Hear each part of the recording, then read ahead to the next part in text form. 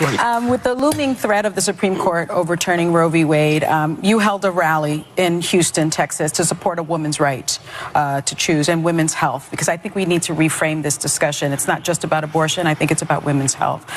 The final ruling isn't until this summer, but is it just a matter of time, in your view, at this point, before Roe is overturned?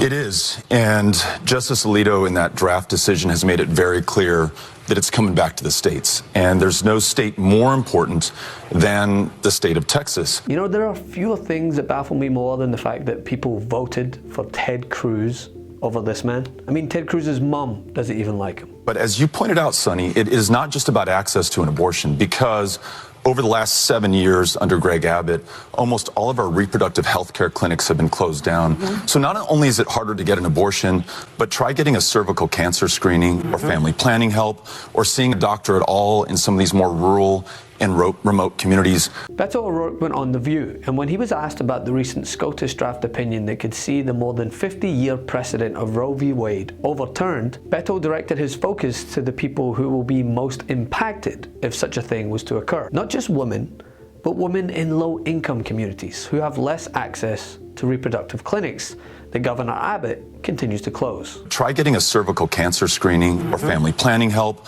or seeing a doctor at all in some of these more rural and remote communities. We lead most of the developed world right now in the rate of maternal mortality in the state of Texas, 3 times as bad for black women. And this is another vital point. Conservatives in America fail to point out the alarming maternal mortality rates when they're screaming all lives matter and pro-life, an issue which black women are 3 times more likely to fall victim to than other women. You mentioned that rally in Houston, though, and it reminds us that we also have the answer to this challenge in the state of Texas. 5,000 people came out on 3 days' notice to stand up for every woman's right to make her own decisions about her own body, her own future, and her own health care. And it's also a reminder that Texas women have always been there. Roe versus Wade, Jane Roe was a Texan, and the 2 women who successfully pled her case, Sarah Weddington and Linda Coffey, also from the state of Texas. So it wasn't women in Texas waiting for someone to come from outside to save them. It was women of Texas standing up, fighting for their rights and winning them. We're going to do that again.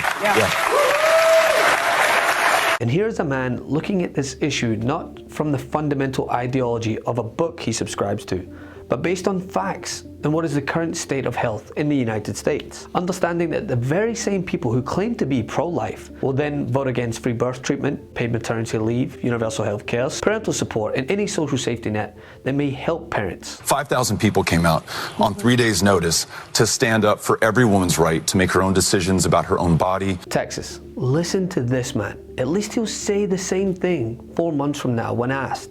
On January 6th of 2021, you had tens of thousands of people peacefully protesting, and yet the corporate media and Democrats slander them with the made-up term insurrectionist. As we see terrorists assaulting police officers. Women of Texas standing up, fighting for their rights and winning them. We're going to do that again.